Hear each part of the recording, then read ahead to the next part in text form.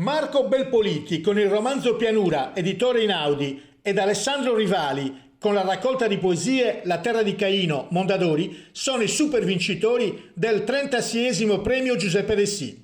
La proclamazione e la premiazione sono avvenuti sabato 25 settembre a Villa Cidro, nel corso della consueta cerimonia affidata quest'anno alla conduzione di Neri Marco Re, con gli interventi musicali del duo Fantafolk di Vanni Masala all'organetto e Andrea Pisu alle launeddas e le letture di Emilia Agnesa e Giacomo Casti di pagine tratte dalle opere finaliste affidate. Nel corso della serata sono stati consegnati anche i due premi speciali che affiancano il concorso letterario. Il premio speciale della giuria alla scrittrice, saggista e sceneggiatrice Dacia Malaini ed il premio speciale della Fondazione di Sardegna al compositore e pianista Nicola Piovani.